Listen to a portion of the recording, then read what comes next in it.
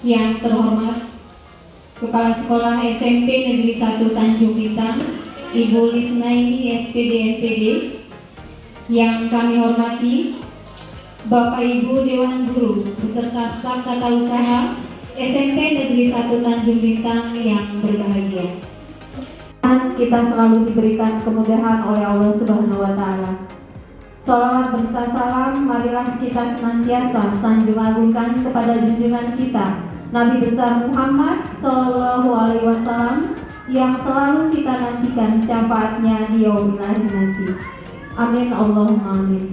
Bapak Ibu hadirin sekalian, di sini saya akan membacakan susunan acara rapat kenaikan kelas 7 dan 8 SMP Negeri 1 Tanjung Bintang dan diseminasi disiplin positif oleh calon guru penggerak SMP Negeri 1 Tanjung Bintang tahun pelajaran 2023-2024 pada hari Senin tanggal 10 Juni tahun 2024. Acara yang pertama pembukaan, kedua doa, ketiga sambutan dari kepala sekolah, 4 diseminasi disiplin positif, 5 informasi, 6 laporan masing-masing wali kelas, 7 pembahasan tanya jawab dan lain-lain, dan yang terakhir adalah penutup. Agar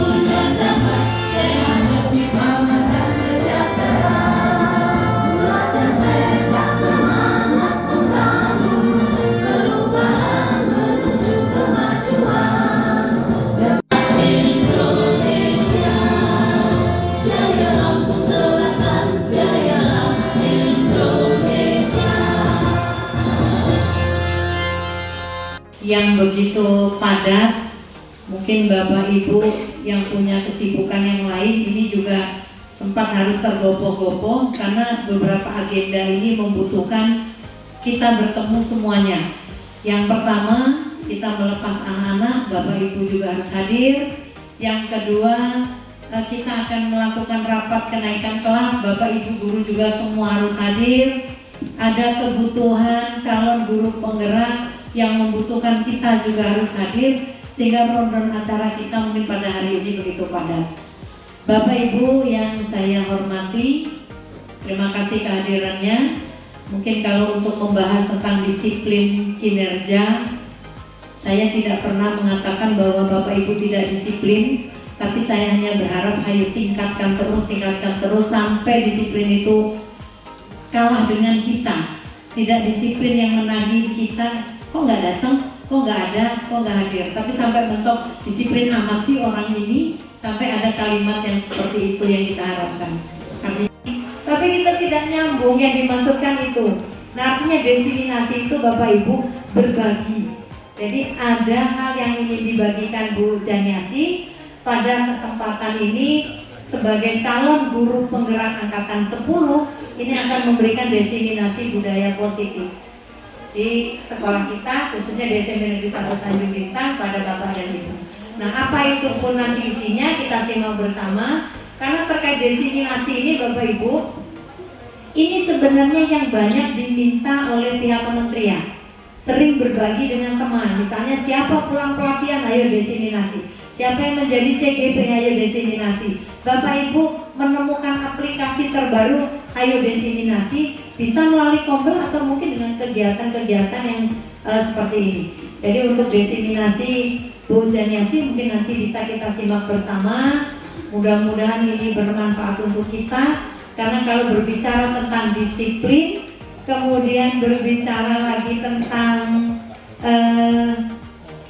kesepakatan kelas, berbicara tentang bully dan lain sebagainya, ini tidak akan pernah habis.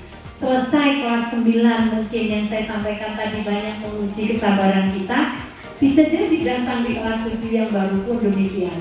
Jadi memang tugas guru Bapak Ibu tidak pernah berhenti.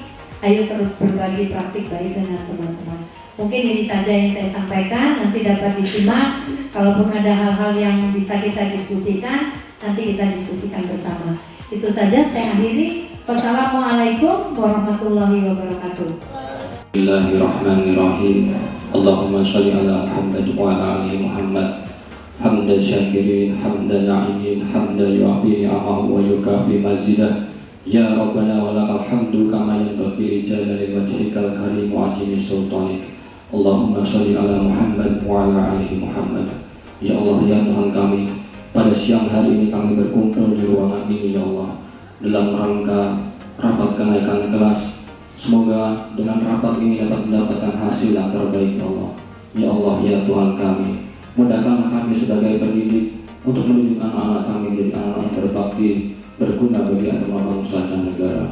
Ya Allah, ya Tuhan kami, berikanlah keikhlasan kepada kami dalam mendidik anak-anak ini ya Allah. Berikanlah kemudahan kami untuk mendidik mereka ya Allah. Dan berikanlah amal jariah kepada kami ya Allah dalam rangka kami mendidik mereka. Ya Allah, ya Tuhan kami, Tuhan Maha Pemberi ampun atas semua hamba. Ampunilah dosa-dosa kami ya Allah, dosa ibu bapak kami, baik yang masih hidup maupun yang telah tiada, sebagaimana mereka mengasihani kami di waktu kecil.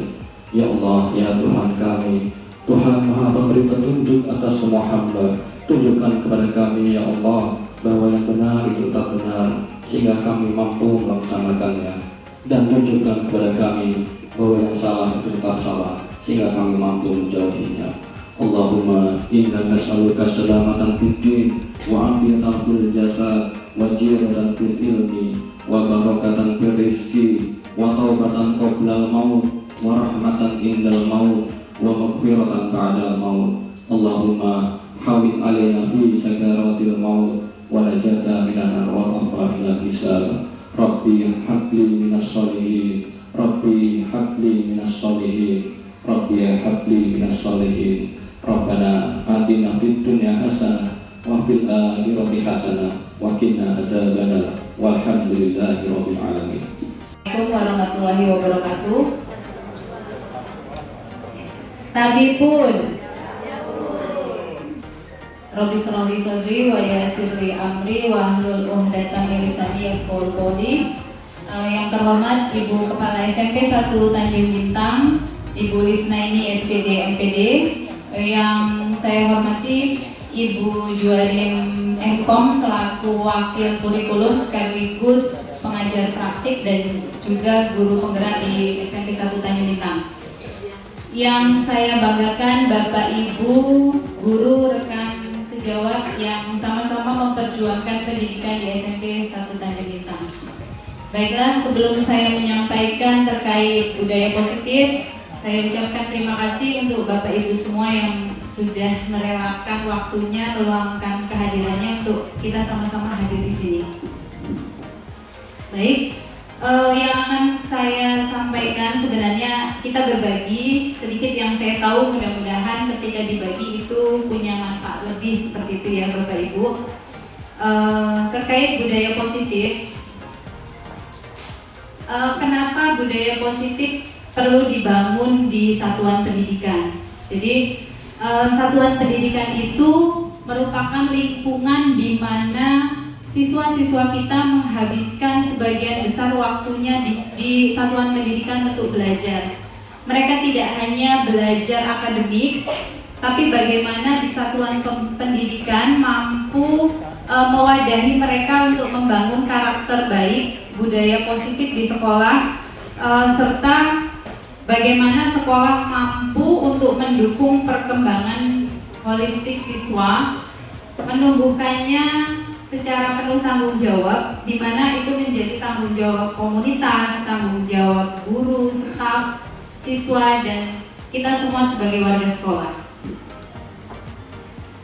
Kemudian budaya positif merupakan fondasi bagi pembentukan generasi muda yang berkarakter, berketerampilan, dan tanggap terhadap tantangan di masa depan. Tujuan kita belajar bersama terkait budaya positif ini adalah yang pertama untuk membentuk keyakinan kelas. Ini mudah-mudahan nanti bisa Bapak Ibu praktekkan pada saat kita mengawali tahun ajaran baru. Sebelum memulai, mari bersama-sama kita bentuk keyakinan atau kesepakatan kelas di kelas kita masing-masing. Berikutnya menumbuhkan nilai-nilai kebajikan. Kemudian menumbuhkan budaya positif di sekolah. Berikutnya menerapkan posisi kontrol sebagai manajer dan penerapan segitiga restitusi. Nah, budaya positif itu sendiri terbagi atas 6 unsur Bapak Ibu. Yang pertama, disiplin positif dan nilai-nilai kebajikan universal. Kemudian teori motivasi, hukuman, dan penghargaan. Kemudian yang ketiga, keyakinan kelas. Ini yang saya pribadi harapkan sebagai pendidik di sekolah kita, mudah-mudahan nanti kita semua sama-sama melaksanakannya di tahun ajaran baru. Kemudian yang keempat, kebutuhan dasar manusia dan dunia berkualitas.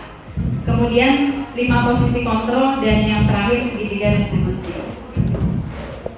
Bapak Ibu boleh berpartisipasi sejenak, silakan kepalkan tangannya. Bayangkan Bapak Ibu menggenggam sesuatu yang sangat berarti di dalamnya. Bayangkan di dalam kepalan tangan kita ada sesuatu yang kita percaya itu sangat berharga. Ya, suami di rumah boleh membayangkan handphone, boleh membayangkan anak, boleh membayangkan apa yang menurut Bapak Ibu berharga. Nah, kira-kira ketika sesuatu yang sangat berharga ini kita genggam dengan erat, kemudian ada pihak lain yang mau mencoba mengambil, baik melakukan bujukan, intimidasi, kira-kira Bapak Ibu akan melepaskan dan memberikannya tidak? Jangan ya Bu ya, nggak boleh ya Bu ya. Ya, karena ini berharga sekali buat kita ya Bapak Ibu. Ya, nggak dikasih walaupun diintimidasi, walaupun dirayu ya Bu. Oke, ya. Terima kasih Bapak Ibu. Nanti ini ada hubungannya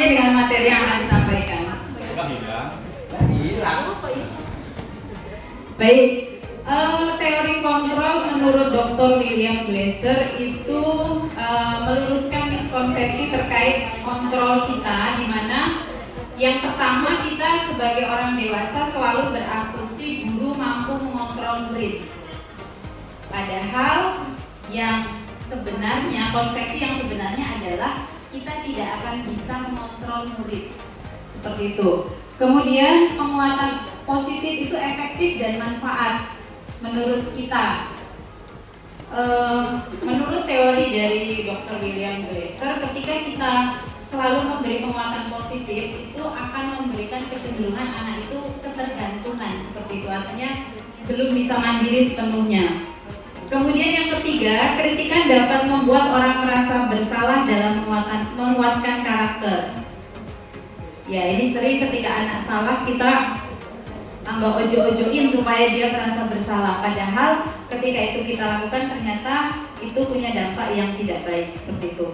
Kemudian kita selaku orang dewasa seringkali berpikir kita berhak memaksa murid-murid kita. Kita berhak memaksa terhadap siswa-siswa kita karena kita merasa kita gurunya, seperti itu ya. Nah, ini mohon maaf saya agak skip karena dua agenda ya Bapak Ibu. Terkait perubahan paradigma stimulus respon, bisa dilihat di tabel bagaimana stimulus respon dan bagaimana teori kontrol. Berikutnya terkait disiplin positif dari Dr. William Glasser, di mana kita tidak akan bisa mengontrol orang lain. Kita hanya bisa mengontrol diri kita sendiri, termasuk siswa kita. Kita tidak akan mampu mengontrol siswa kita, tapi siswa kita lah yang mampu mengontrol dirinya. Kemudian setiap perilaku yang dilakukan itu memiliki tujuan. Jadi kalau kita melihat Habib keliling sana sini itu ada tujuan yang coba dia penuhi, seperti itu. Kemudian model berpikir menang-menang, kemudian realistis kebutuhan, ini terkait dari 5 kebutuhan dasar manusia. Nanti apa saja ada di materi. Nah, Bapak Ibu, di layar ditampilkan disiplin biasa dan disiplin positif. Apa yang membedakan keduanya bisa sama-sama kita lihat. Ketika disiplin biasa itu ada beberapa unsur dari luar seperti reward atau hadiah, punishment atau hukuman, itu merupakan disiplin biasa yang kontrolnya dari luar. Kemudian fokus pada perilaku yang salah, disiplin biasa itu, kemudian kesadarannya jangka pendek. Karena misal anak takut terlambat karena takut nggak boleh masuk pelajaran tertentu misalnya, itu kan jangka pendek. Kemudian terkait disiplin positif itu yang seperti apa? Yang pertama, disiplin yang dikendalikan oleh dirinya sendiri secara internal, jadi tumbuh kesadaran dalam diri manusia tersebut. Kemudian adanya konsekuensi logis dari setiap tindakannya. Kemudian berikutnya dibuat bersama sehingga si pembuat keputusan itu merasa memiliki peraturan tersebut atau disiplin tersebut. Nah, disiplin itu sendiri apa? Menurut asal katanya dari bahasa Latin yang artinya belajar. Namun ternyata budaya kita itu budaya kita itu merubah makna disiplin itu seolah-olah menjadi sesuatu yang harus dilakukan oleh orang lain. Seperti itu. Jadi disiplin itu akan identik dengan ketidaknyamanan, keterpaksaan, dan seperti itu.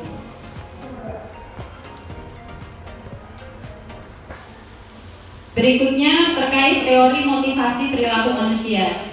Jadi ketika manusia melakukan sesuatu itu atas dasar motivasi. Motivasinya bisa bersifat eksternal atau dari luar yang bersangkutan.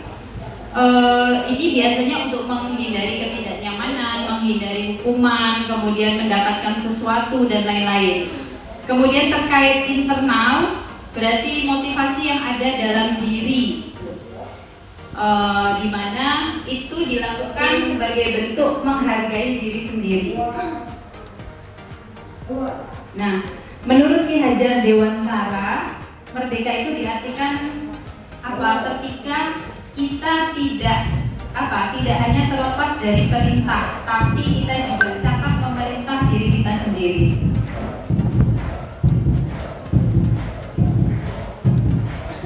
Oke, Bapak Ibu, terkait dihukum atas penghargaan, ternyata ketika kita memberikan reward atau punishment itu ada ada efek dari itu, dari pemberian reward dan punishment itu salah satunya menurunkan kualitas.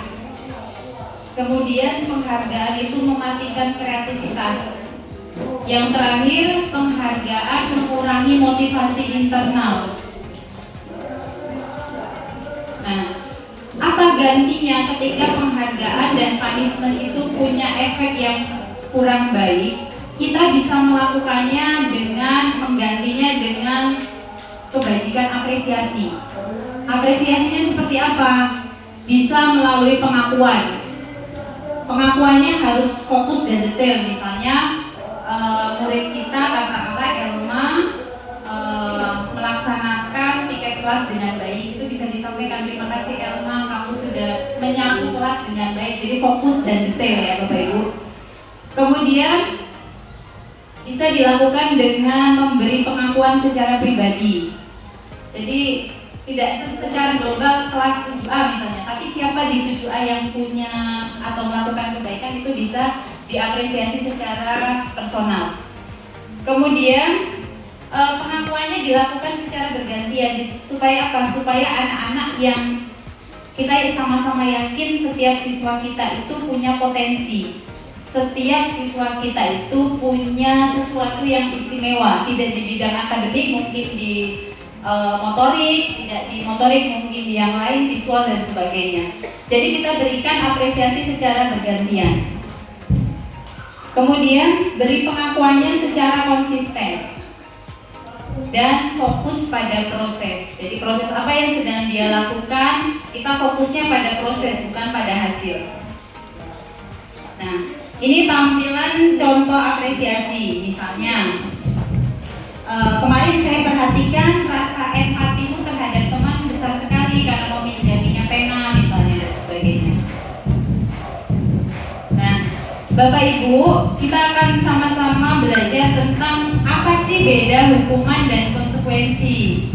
Selama ini barangkali kita masih sama-sama sering menerapkan hukuman, bukan konsekuensi. Nah, Bapak Ibu silakan boleh sambil tulis di kertasnya masing-masing. Poin 1 misalnya itu termasuk hukuman atau konsekuensi. Nanti kita akan coba cross check dengan slide sebelumnya.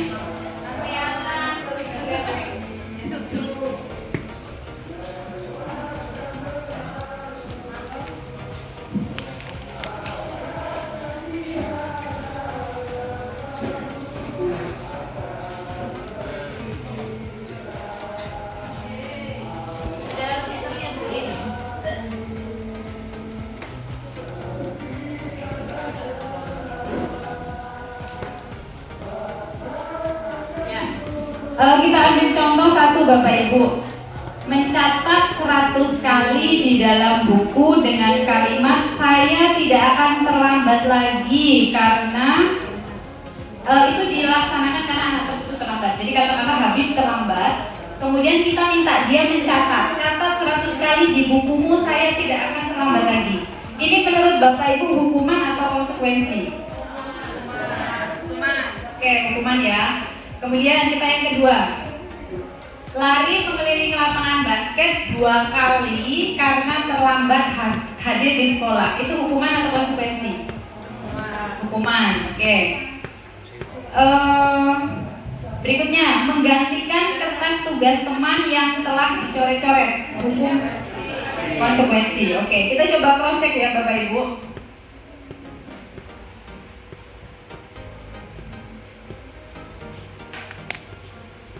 Jadi ternyata apa yang kita berikan yang bentuknya hukuman itu menyakiti gitu ya. Kemudian kalau konsekuensi itu sesuatu itu harus terjadi karena itu sebagai konsekuensi konsekuensi atas sebuah tindakan seperti itu. Kemudian dengan adanya hukuman, anak akan menjadi benci terhadap kedisiplinan. Ternyata hukuman itu membuat anak benci disiplin, Bapak Ibu. Kemudian sebaliknya, ketika kita membangun konsekuensi dengan anak, anak akan lebih menghargai apa itu disiplin. Kemudian hukuman juga memberi konsep yang buruk terhadap diri anak. Misal anak itu telat, kita suruh lari, putar lapangan, dia akan membangun konsep dalam dirinya, saya tukang telat, seperti itu. Secara tidak sadar itu akan terbangun dalam dirinya. Kemudian hukuman juga menimbulkan rasa marah, bersalah, dan sebagainya. Nah, ini tadi Bapak Ibu terkait tabel yang kita tadi sama-sama diskusikan, bahwa mencatat 100 kali karena terlambat itu termasuk hukuman, karena terlambat dan mencatat itu tidak ada hubungan logis dalamnya. Betul yang tadi dikatakan mencoret tugas teman harus mengganti, itu konsekuensi seperti itu. Nah, berikutnya kita ke restitusi. Apa itu restitusi? Restitusi itu adalah proses menciptakan kondisi baik bagi murid untuk memperbaiki kesalahan mereka. Jadi proses restitusi ini adalah proses belajar bagi murid yang melakukan kesalahan untuk memperbaikinya. Ini ciri dari restitusi, ada 9 cirinya.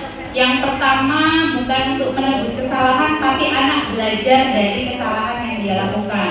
Kemudian dengan restitusi ini anak belajar memperbaiki hubungan atas kesalahan yang dia lakukan. Kemudian anak juga belajar menerima tawaran, bukan paksaan. Berikutnya menuntun untuk melihat ke dalam diri. Jadi ketika anak melakukan kesalahan, dengan penerapan restitusi ini, anak kita ajak untuk melihat ke dalam dirinya. Berikutnya, restitusi juga fokus pada karakter, bukan tindakan. Bagaimana membangun karakter anak yang fokus pada solusi. Kemudian dengan restitusi kita mengembalikan anak yang melakukan kesalahan kembali ke kelompoknya. Jadi tidak fokus dengan kesalahannya, tapi dia belajar menemukan dalam dirinya, kemudian memperbaikinya. Ini terkait identitas gagal dan identitas sukses, teori hukuman dan konsekuensi tadi. Restitusi jadi merupakan pilihan seperti itu. Nah, berikutnya terkait keyakinan kelas. Ini Bapak Ibu yang tadi saya sempat singgung di awal. Mengapa kita tidak membuat peraturan saja? Kalau peraturan itu kan sifatnya dibuat oleh guru atau sekolah. Anak tidak punya pilihan untuk menolak. Anak hanya kita beri opsi untuk melakukan. Disitulah yang tadi dimaksud disiplin itu membuat anak merasa terpaksa. Peraturan itu kan kita buat, anak harus laksanakan. Nah, kita buat seperti apa supaya anak-anak tumbuh kesadarannya mau melakukannya? Kita buat kesepakatan kelas atau keyakinan kelas. Kalau kesepakatan kelas ini bahasanya itu positif. Contoh misalnya ketika peraturan kelas dilarang hadir terlambat, itu termasuk peraturan. Tapi kita rubah menjadi kesepakatan, siswa hadir tepat waktu. Itu anak akan tapi dibuatnya juga bersama-sama dengan anak. Jadi produk hukumnya, ibaratnya produk hukumnya itu memang hasil mereka sendiri. Mereka akan merasa memiliki kesepakatan tersebut dan mereka akan dengan kesadaran, dengan penuh tanggung jawab untuk melakukannya.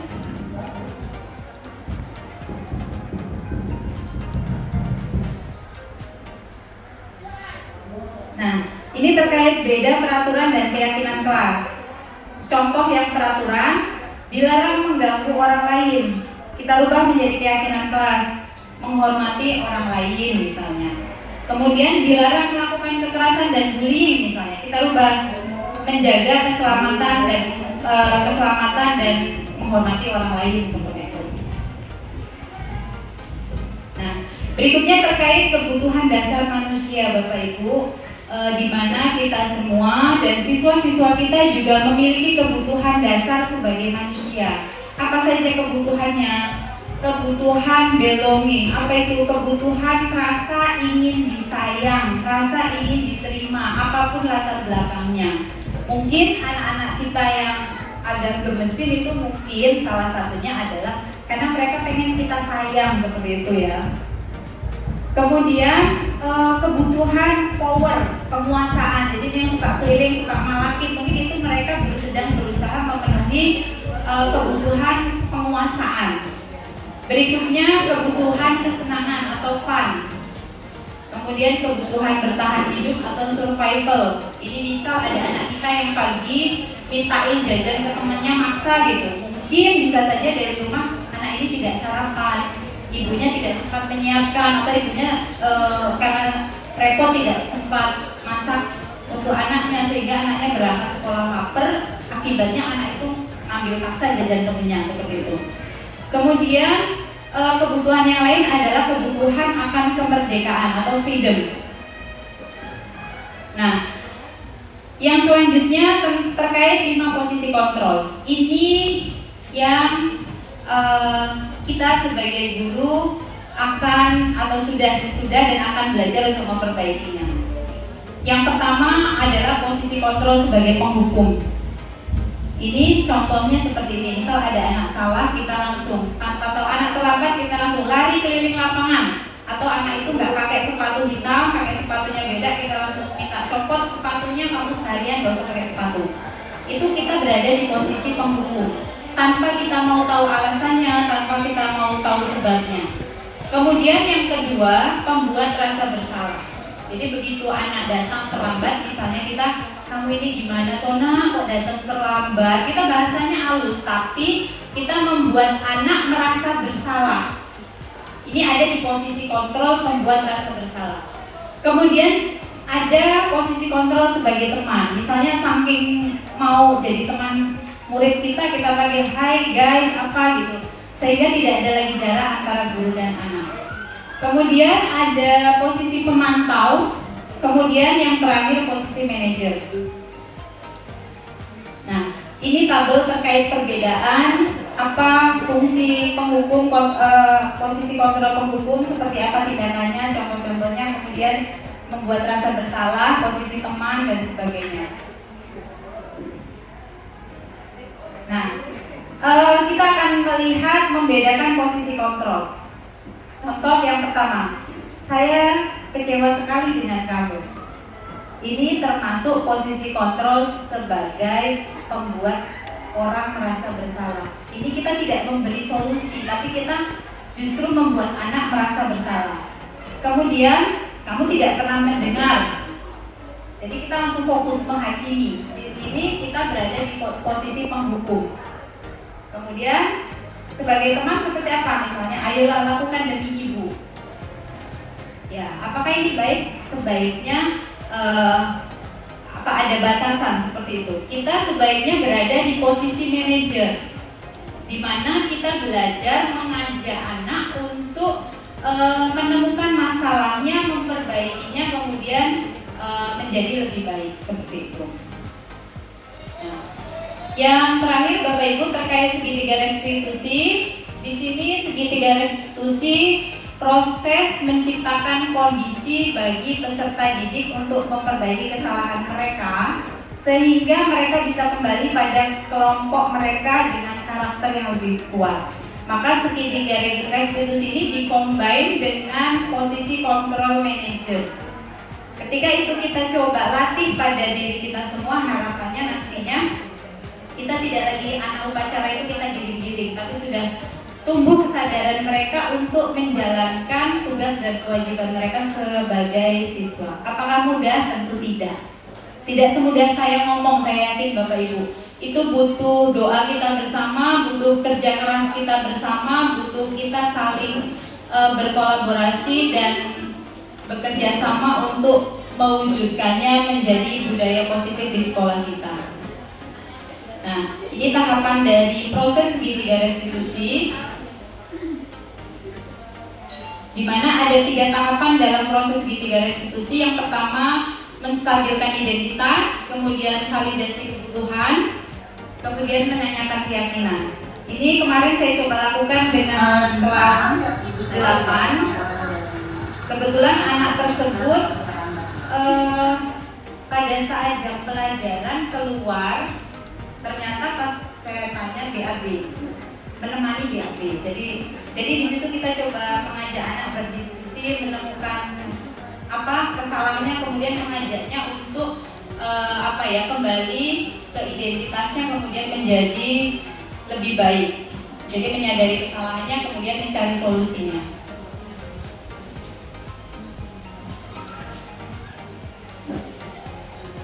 Nah, terkait budaya positif Bapak Ibu, kita sudah sampai di kesimpulan. Budaya positif merupakan nilai-nilai atau keyakinan dan kebiasaan-kebiasaan di sekolah yang berpihak pada murid, di mana murid dapat berkembang menjadi pribadi yang kritis, penuh hormat dan bertanggung jawab. Oke. Terima kasih Bapak Ibu atas waktunya. Demikian yang bisa saya sampaikan. Semoga yang sedikit ini ada manfaatnya. Saya akhiri. Billahi taufik wal hidayah. Wassalamualaikum warahmatullahi wabarakatuh.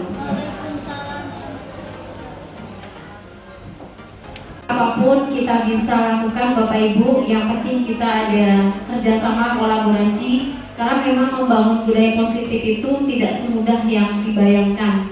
Perlu kerjasama, perlu kita semangat sama-sama untuk membangun, melakukan perubahan. Mudah-mudahan apa yang tadi disampaikan bisa kita pahami bersama. Nah, untuk diseminasi mungkin sampai di sini Bapak Ibu. Sekali lagi supaya kedepannya bisa menjadi gambaran kita semua bagaimana ketika ada sesuatu yang butuh penanganan dari kita sebagai seorang pendidik, sebagai seorang guru. Jadi tidak langsung mengejas bahwa anak itulah yang bersalah. Nah, dari sini kita sudah dapat pemahamannya, mudah-mudahan bisa kita terapkan bersama. Baik Bapak Ibu, untuk masuk acara berikutnya ini. Assalamualaikum warahmatullahi wabarakatuh. Tabi pun. Ya, Pun. Apa kabarnya anak-anak hari ini? Sehat ya? Ya, kenapa suaranya pelan sekali, belum sarapan? Oke ya. Baik, sebelum kita memulai kegiatan pada pagi hari ini, kita akan berdoa terlebih dahulu.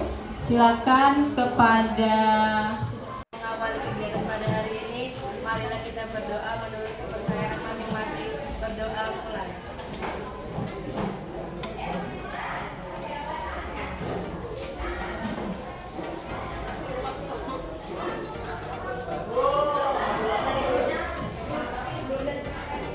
Doa selesai. Bagi salam.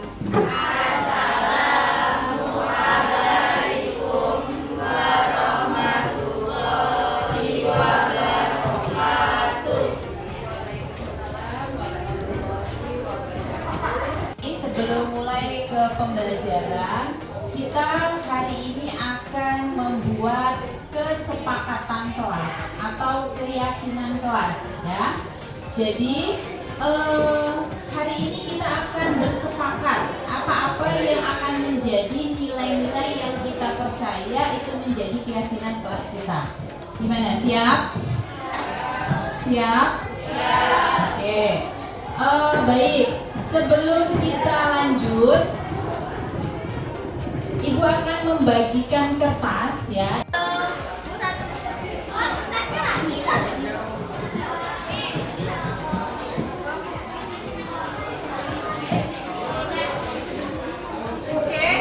sudah. Silakan tuliskan usulan kesepakatan kelas kita.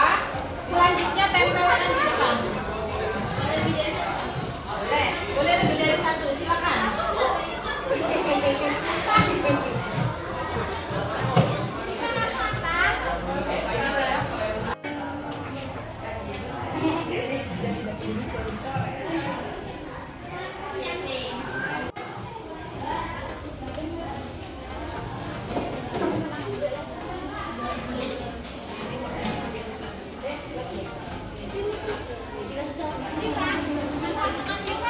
Kalian sudah menuliskan mimpi kelas impian kalian. kalian ya. Oke. Sebelum kita melangkah menyusun kesepakatan kelas, kalian tahu apa bedanya peraturan dan kesepakatan kelas? Ayo, apa itu peraturan? Peraturan kelas itu seperti apa? Peraturan kelas adalah pedoman yang diberlakukan untuk guru dan ditaati oleh murid-murid kelas. Ada lagi yang lain?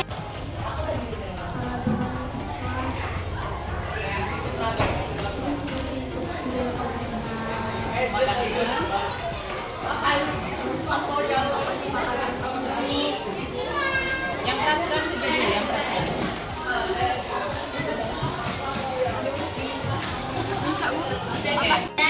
Sudah. Berikutnya silakan kalian pejamkan mata kalian. Kemudian bayangkan kelas impian kalian itu seperti apa? Ya.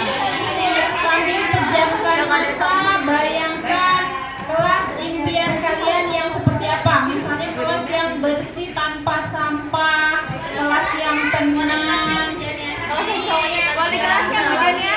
yang saling peduli misalnya, ya. Yuk kita mulai. 1, 2, 3. Pejamkan dan bayangkan kelas impian kalian.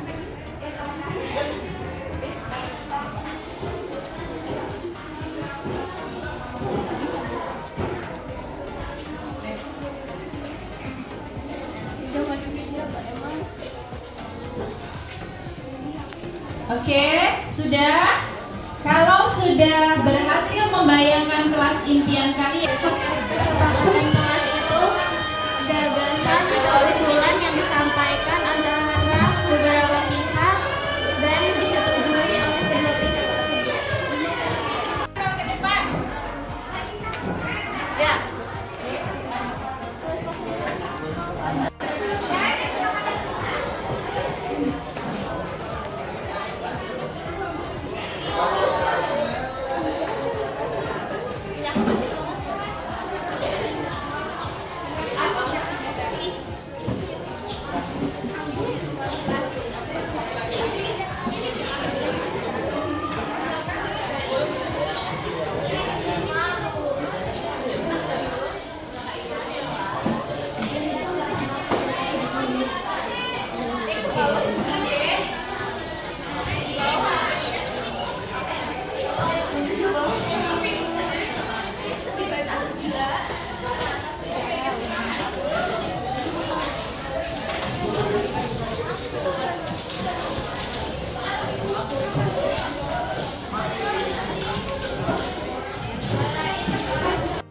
Ayo yang lain, silakan usulan kesepakatan kelasnya ditempel.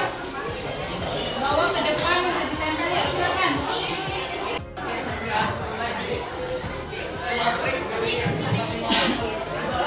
Sudah?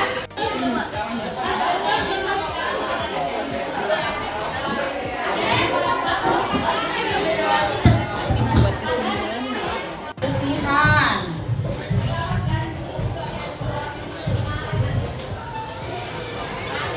Bebas bullying, artinya sekolah aman ya. Kemudian ini kelasnya religius. Ada yang bisa bantu ibu? Ayo dikelompokkan. Ya silakan satu orang. Nah ini berarti masuk ke sini kebersihan. Yuk silakan dikelompokkan. Ini kelas aman, kelas bersih, kemudian yang ini religius, berdoa dan sebagainya.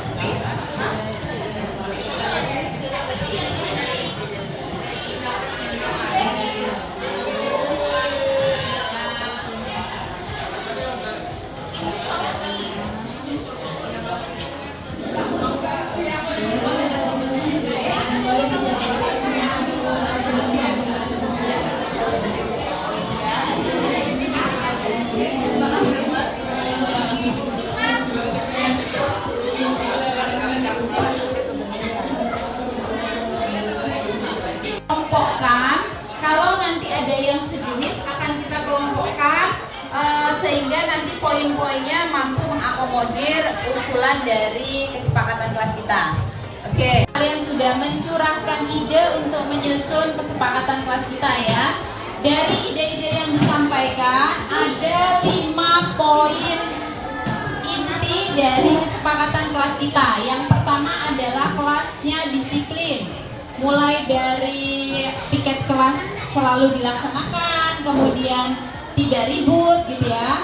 Kemudian tertib di sini dalam hal keuangan kelas, artinya kas kelas dibayar sesuai waktunya. Kemudian pulpen pinjam dikembalikan seperti itu ya. Kemudian kelasnya aman, kelas tanpa bullying, tanpa gangguan dari teman yang lain gitu ya. Berikutnya kelas yang bersih, buang sampah pada tempatnya, petugas piket bekerja dengan baik dan tanggung jawab seperti itu. Selanjutnya religius. Ya, artinya berdoa sebelum memulai kegiatan belajar mengajar, ya.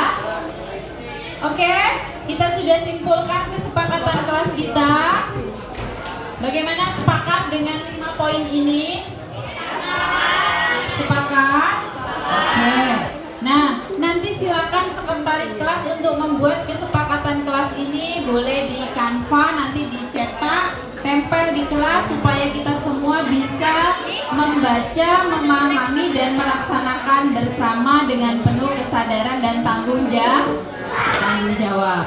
Oke, berikutnya kita akan menandatangani kesepakatan kelas kita.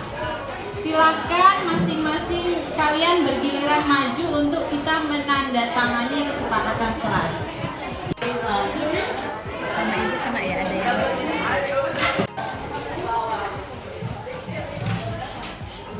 dilanjut yang lain ya, yuk dilanjut yang lain. Ayo, yang belum.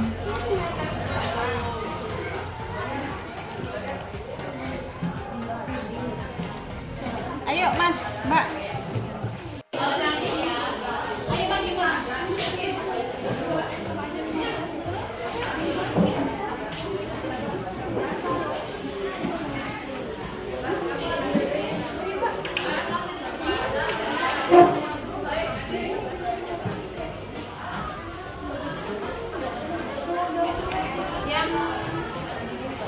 Iya udah mulai ya. Udah mau mulai.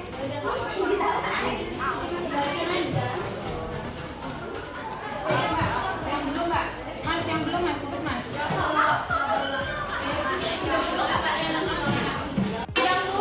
Iya, cepet.